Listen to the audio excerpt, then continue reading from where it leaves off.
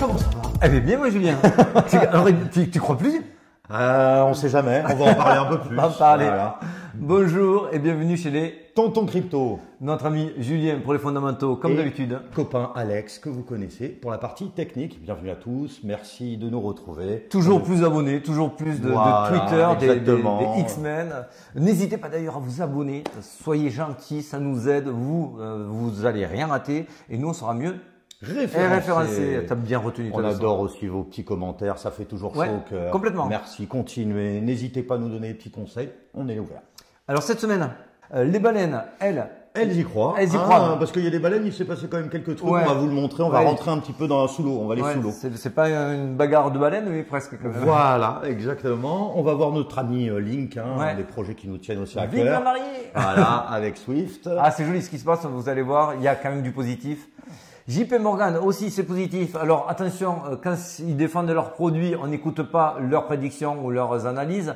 Mais là, ils sont un petit peu externes, ils sont hors de la mêlée et ils nous donnent un petit point de vue de leur analyste.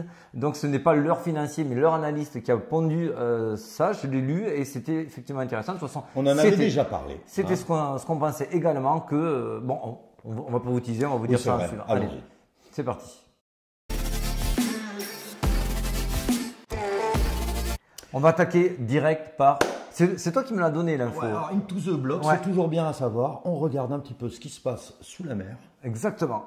Parce qu'en fait, oui, nous on est convaincus qu'il y a certaines whales, certaines même big whales qui accumulent, pas forcément toutes. Et du coup, on est vraiment à l'affût de ces infos. Donc ça, c'est toi qui me l'as trouvé. Alors 0,1%, on remet la place, c'est quand même 500 millions de dollars. Oui, alors 0,1% de la supply du Bitcoin. En fait, ce qu'on se rend compte, alors attention, là je vais vous l'agrandir ce graphique, ça vient de Into the Block, avec l'accent, t'as vu. Bon là en fait il nous montre, donc en bleu on voit qu'il y a encore une poussée sur les holders, sur les gros holders de Bitcoin, comme tu l'as dit au préalable. Mais attention, on s'arrête au 29 août. Vous savez qu'il y a eu la décrue, pas la décrue, la petite gifle Grayscale, c'est qui dit non c'est plus tard, ok ça redescend. Bon donc on voit quand même que ça débague pas, ça a plutôt tendance à vraiment accumuler. Et surtout, c'est qu'ils ont aussi cette news avant même la news Grayscale. Donc c'est toujours intéressant si vous avez l'occasion de regarder un petit peu les grosses. Ouais, on sent qu'il y a de l'insider XXL. Petite journée quasiment avant, ils savaient déjà. En tout cas, ce qui est sûr, c'est que sur Glassnode, ça recoupe quand même les mêmes données. C'est pour ça que même si on a eu, elle n'était pas complète la donnée qu'on vient de vous présenter, on voit que sur Glassnode, les holder de plus de 10 Bitcoin. 10 Bitcoin, 200 000 dollars. J'en fais pas partie. 250 000 dollars, c'est quand même pas rien. Voilà, donc eux, par contre, le nombre d'adresses ne fait que augmenter. On a plus de 157 000. Avec une vraie accélération après FTX. Donc, il y a quand même vraiment, le Bitcoin, quand on dit ne plus y croire, pour beaucoup quand même, accordez-moi Alors bien sûr, il y a peut-être des gens extrêmement riches, etc. Mais quand même, il y a quand même 250 000 dollars en jeu. Donc c'est quand même pas mal. Et si on continue et qu'on pousse plus loin, donc vous avez compris que là, on voit qu'il y a des whales qui accumulent depuis longtemps. Donc tu vas me dire, ouais, mais alors c'est vrai, mais alors pourquoi ça monte pas? Alors ça, c'est un sentiment qu'on va vous expliquer. Et d'ailleurs, c'est sentiment aussi, le site qui nous... C'est pas fait exprès, le jeu de mots qui nous le confirme. C'est qu'en fait, quand même, on voit que l'émission de stablecoin est vraiment dans son neutre en ce moment. Et aujourd'hui, pour repartir vraiment, choper des sommets, il faut que ça accumule du stablecoin, il faut de l'émission de stablecoin. Si tu veux acheter ta bouteille en boîte de nuit, il faut ton argent. Ah bon? Et tant que tu n'iras pas retirer ton argent cash machine, ATM, tu ne pourras pas acheter ta bouteille. Donc, tant qu'on n'a pas l'info de l'ATM, ici l'info du stablecoin. Et d'ailleurs, on peut le voir. Alors, on a deux types de montées. Tu vas nous montrer. Ouais, alors, mais tu peux le faire, c'est vrai qu'on a une montée, on va dire éclair, quasi V-bottom. Ouais, alors forcément. Ici c'était celle du bottom, oui, on était à 20 000. Et c'est vrai que c'est monté tellement vite que c'est monté directement avec l'émission de stablecoin. Voilà, donc c'est très dur à voir, mais on voit que la barre jaune devance de 2 jours à peine. Donc là, c'était très violent, c'était très soudain, il voulait vraiment vous surprendre et vraiment vous cueillir. Sinon, si c'est sur un travail un peu plus en fond, on voit qu'il y a une hausse ici. Vous voyez l'émission de stablecoin qui augmente et les gens du coup achètent derrière leur Bitcoin avec leur USDT, USDC. Donc ça baisse, le stock baisse, la supply baisse et ça fait monter le cours du Bitcoin parce que cet argent-là va pour acheter du Bitcoin. Donc on aimerait bien voir l'une des deux, ou voir les deux. Enfin voilà. Monter, effectivement. Donc ici, pour l'instant, la hausse n'est pas à l'ordre du jour parce qu'on n'a pas encore ces émissions de stablecoin qui nous montreraient que ça y est, il y a les big whales ont assez accumulé, vont commencer à faire pumper le cours pour pouvoir redistribuer derrière. C'est toujours les mêmes schémas, on vous les avait montrés semaine dernière si vous ne connaissez pas le schéma des bulles spéculatives. Et c'était raccord aussi, ça c'était un post du 30 août qui est assez récent, on était en pleine hausse et excitation sur la victoire de Grayscale, on était entre 27 400 et 27 600. J'avais fait un post en indiquant ça, c'était quand même très rare parce qu'on est sur des big whales. Les big whales, c'est vraiment plus de 10 000 bitcoins en portefeuille. Donc, c'est pas 10 bitcoins. Et eux, en général, c'est des mouvements qui sont, c'est des lames de fond. Il n'y a pas d'excitation. Voilà, c'est très calme, c'est très posé. On a vu vraiment du hachage. Donc, ça, clairement, il y a des grosses whales qui ont pris des profits. Pour moi, c'est évident. Et il y a d'autres big whales qui en ont profité, elles, pour stocker. Alors après, chacun fantasmera de qui fait quoi. Si c'est BlackRock qui accumule, bon, Robinhood ou d'autres, ça, je vous laisse avec vos propres pensées là-dessus. En tout cas, ce qui est sûr, c'est que même chez les big whales, c'est la guerre aujourd'hui. Il n'y a rien de fait. Et toujours, ça il faut le savoir, ils ne font pas tous la même chose. Ce qui est le but. On a tous des moments différents. Il y en a un qui veut prendre du profit, il est peut-être là plus long. Mais en fait, pour quand même résumer ce qu'on vient de vous présenter, effectivement, oui, réellement, il y a un consensus sur des big whales qui accumulent. Oui, très certainement, forcément, il y en a qui prennent des profits. Même nous qui ne sommes absolument pas des whales, ni même des sharks, ni des quoi que... Oh, toi, t'es un petit shark, toi. Toi, en boîte de nuit, toi. Non, c'est pas vrai. Donc, soyons plus sérieux. Effectivement, il y a de la prise de profit, c'est professionnel. C'est professionnel de prendre des profits quand on arrive sur des tops saisonniers. Effectivement. Est-ce que pour autant, c'est un renversement de tendance? Certainement pas. En tout cas, on vous en parlera plus longuement sur le développement du Bitcoin tout à l'heure, mais on va revenir sur notre ami Link. Alors, on est des fervents défenseurs de Link. Ça ne veut pas dire de l'acheter, ça ne veut pas dire, ça c'est notre propre analyse. Voilà. Chainlink, c'est quand même. C'est du partage, chacun fait ce qu'il veut. Chacun fait ce qu'il veut. En tout cas, on est dedans depuis pas mal de temps. Moi, c'est le seul jeton depuis le début que je n'ai jamais revendu. D'ailleurs, c'est mes plus grosses positions. Comme ça, vous le savez aussi, c'est côté Link. Voilà. Donc, grosso modo, petit mariage un petit peu réussi. 1 an de travail avec Swift. C'est 11 000 des organisations institutionnelles, des banques, etc. etc. On est sur du très très lourd. Ils ont mis plus d'une année à essayer de faire les transactions de blockchain pour passer sur des actifs numériques aux actifs traditionnels. Ça y est, c'est validé. Voilà, donc c'est des oracles, on va dire, décentralisés mondiaux qui vont permettre d'enlever un des plus grands freins. C'est que la TradFi, enfin les grosses institutions, puissent pas communiquer blockchain par blockchain. C'est le fameux CCIP de Link, donc l'interopérabilité interblockchain. Non mais là, tu en as perdu la moitié.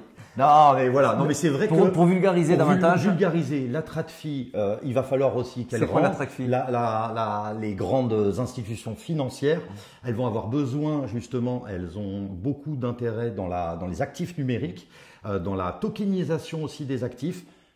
Link, il faut qu'ils aient des ponts, des passerelles. Voilà, des ponts. Imaginez-vous des ponts entre le on-chain et le off-chain. Voilà. Allez, on passe très rapidement sur l'ETF Bitcoin Spot par JP Morgan. Qu'est-ce qu'il nous raconte? C'est un analyse qui est plutôt pas mal. Moi, ça me convient très bien parce que c'est l'analyse qu'on avait fait. Oui, également. En gros, on récapitule. Selon lui, il dit c'est très bien que ça soit un petit peu décalé parce que il faudrait que tous seront acceptés au même moment pour pas donner d'avantage concurrentiel à l'un ou à l'autre. On parle toujours des ETF spot. Donc les ETF spot sont des produits dérivés qui vont être basés sur le cours du Bitcoin. Pourquoi c'est très bullish? Parce que ces ETF spot, ils auront l'obligation de détenir un stock, et notamment chez Coinbase, la supply, les bitcoins. Donc forcément, il y aura une mécanique qui sera mise en place ça fera pumper le prix obligatoirement puisqu'ils sont obligés de stocker et d'acheter du Bitcoin. Donc nous, on attend ça vraiment avec impatience.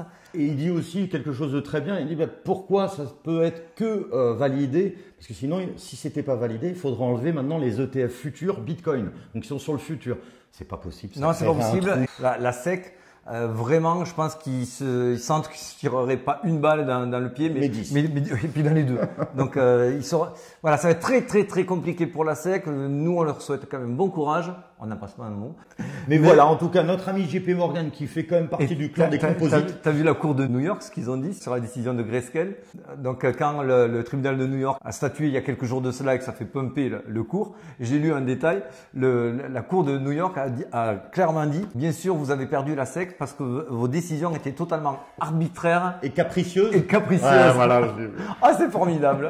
C'est formidable. Non, c'est vrai que ça, c'est vraiment très très bien. Donc c'est vrai que voilà, cette news à prendre, voilà, comme vous pouvez. Alors pourquoi on vous en reparle aussi, c'est parce qu'en fait, attention, hein, c'est pas parce que les ETF spot super, feu d'artifice, ça va partir, c'est quasiment sûr qu'il soit adopté.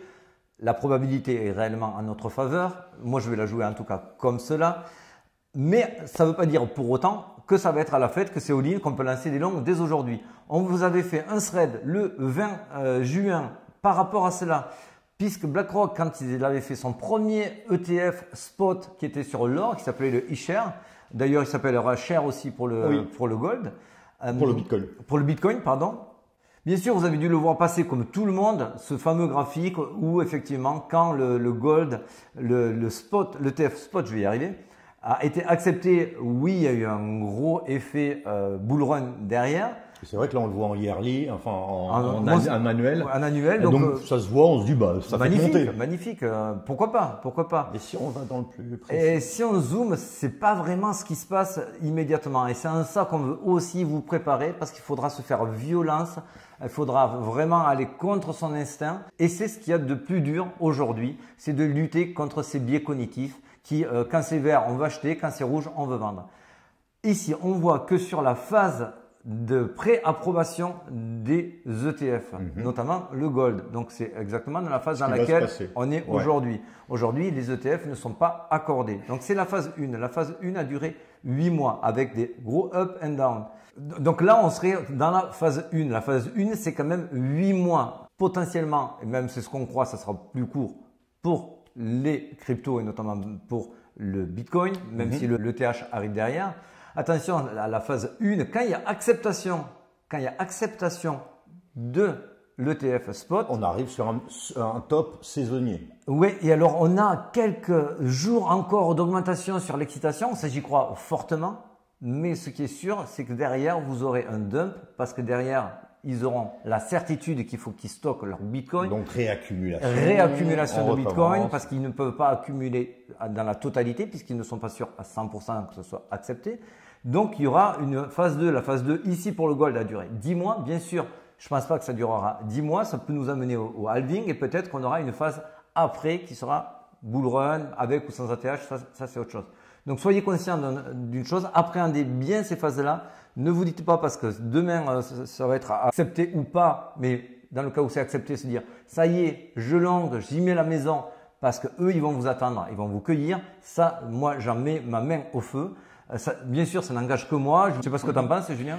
Moi, je trouve que c'est très judicieux. De toute façon, il y aura une phase à un moment où il va bien falloir qu'ils réaccumulent. Ça ne sera pas aussi facile. Non, ça sera pas aussi facile. Non, ça on le sait par expérience. Allez, on enchaîne rapidement sur le Bitcoin. Allez à l'analyse.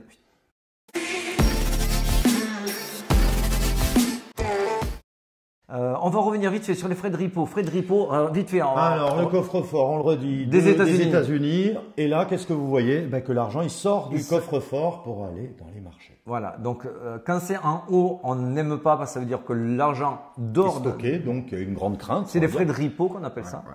Et en fait, quand l'argent sort de ce coffre-fort, c'est effectivement que ça va dans les assets, les risques on particulièrement, donc forcément la crypto. Et là, on est sur un plus bas saisonnier qui correspond à celui de mars 2022 avec un Bitcoin qui était entre 45 et 50 000. Donc ça c'est bien. Le seul truc qu'on aimerait voir, c'est les stablecoins, l'accumulation de stablecoins. Voilà. Ça c'est vrai que ça nous donnerait le là. Ça aujourd'hui on n'y est pas encore. C'est pour ça qu'il faut temporiser. C'est pour ça qu'il ne faut pas s'énerver et partir trop tôt, trop vite.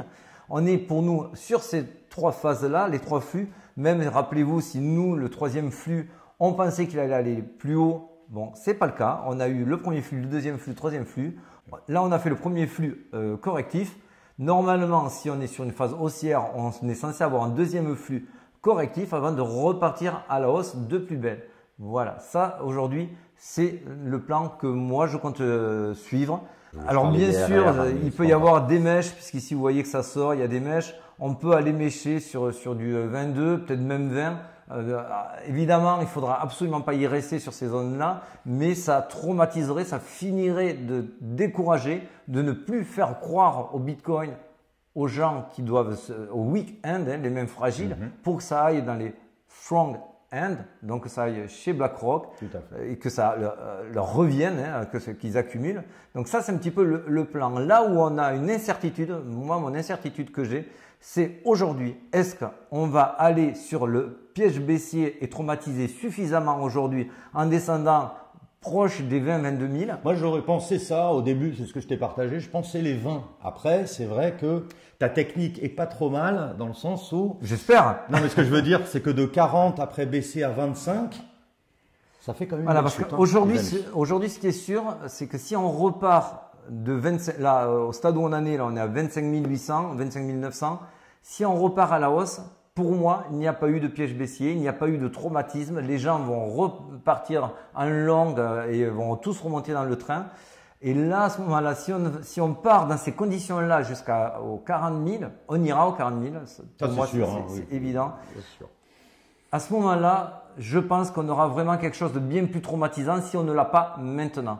Alors, est-ce que c'est trop tôt aujourd'hui pour avoir ce fameux piège baissier? Parce qu'on n'est pas nombreux aujourd'hui quand même dans la cryptosphère, dans le trading. Et donc, même si en majorité, ils veulent sortir des longues, cette majorité-là ne pèse pas beaucoup. Il y a très peu de volume. Donc, c'est vraiment le doute que… Alors, le doute, dites-vous, trader, on peut suivre les différents mouvements. Si vous êtes un holder comme moi, vous vous en foutez. 30, 20 à la limite je rachète, 30 il remonte, il continue, super. Voilà. Là vous passez votre chemin, effectivement. Voilà. Allez, on fait rapide. Si on va sur du daily, alors on est toujours sur la MM200. Tant qu'on ne repasse pas au-dessus de la MM200, pour moi il n'y a pas de signe réel sur lesquels les bulls vont se sentir en force pour réintégrer la partie haussière. On a, vous voyez ici, on a vraiment cassé cette trendline, ce biseau descendant qu'on espérait casser à la hausse, il a été cassé à la baisse. On voit qu'il y a eu le retest pile dessus avec l'annonce de Grayscale qui a été ravalé derrière. Alors là aussi, deux sentiments. On voit que cette hausse ici, à savoir les annonces des ETF spot, comme quoi les gros se positionnent, ça fait pumper le marché, c'est ravalé. On voit que XRP, cette bougie à 31 800, malgré la très bonne nouvelle, c'est ravalé. Ça s'appelle de la manipulation. Grayscale, c'est ravalé. Donc c'est ravalé, mais à chaque fois, ça ne coule pas. Donc on se dit, c'est ravalé, si vraiment le marché n'est pas mûr et que ça ne veut pas aller aussi haut, voilà, avec des aussi belles news, bah, tu vends. On vend. Bah, oui. Or, les baleines, elles, en profitent pour racheter les mains faibles. Donc oui, on est en droit de se dire, avec toutes ces news, si ça ne monte pas, c'est qu'il y a un problème. Effectivement, il y a un problème. Pour moi, le problème, c'est les whales qui contiennent le cours pour éviter qu'ils partent trop haut, trop vite et surtout trop tôt.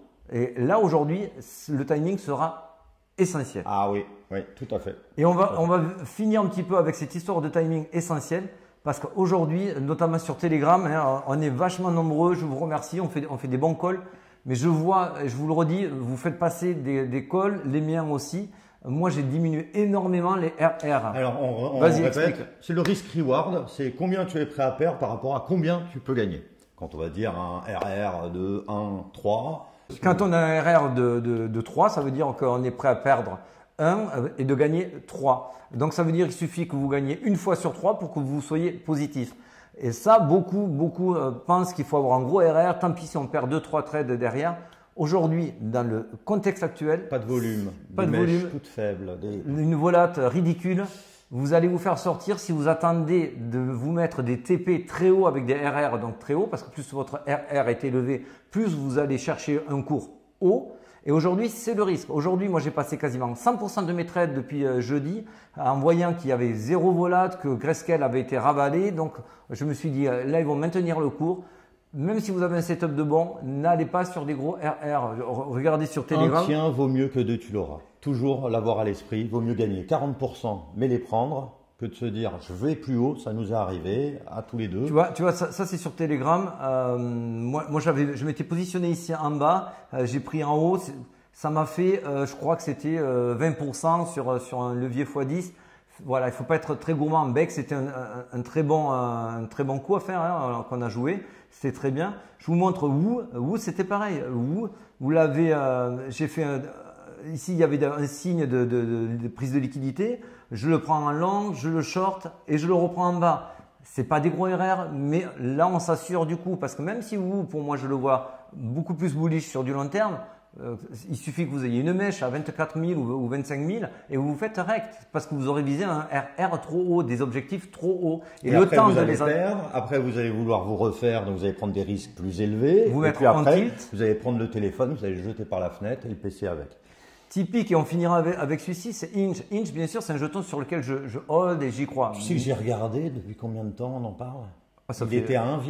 Oui, on a une lunée là-dessus. Ouais, et là, pour le trading, on reparle que de trading. Là, effectivement, on arrive sur un petit bottom, il est rebondi 2-3 fois, il a fait son plus bas ici. Donc, je rentre en position ici. Donc, je long.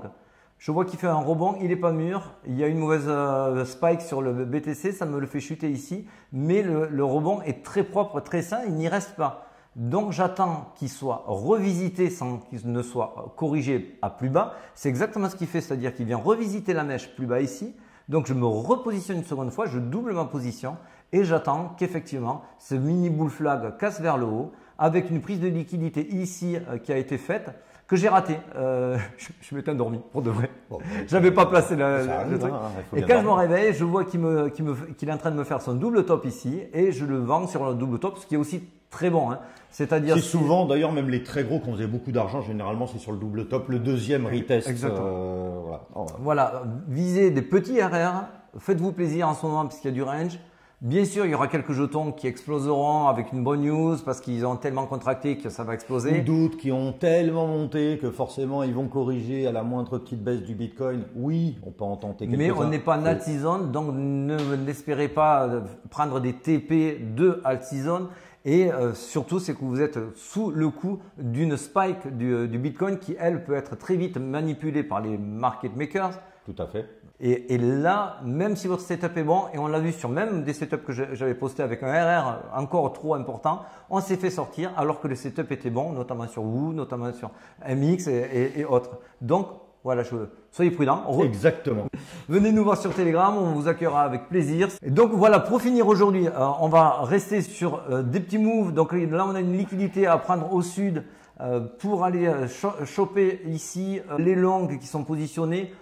Ça peut être, comme on vous avait dit il y a 2 semaines, dans l'autre sens, c'est-à-dire qu'on peut aller choper les longues qui sont au-dessus pour les rects en bas, mais ça sera des petits moves pour l'instant que je vais jouer, des petits shorts, des petits longs, des petits RR. Voilà. Petit RR. Bon, mais mon petit RR. Eh bien, allez, je te laisse. Hein. Bon, allez, à tous les amis. À plus tard. Bon courage, good vibes. Ciao.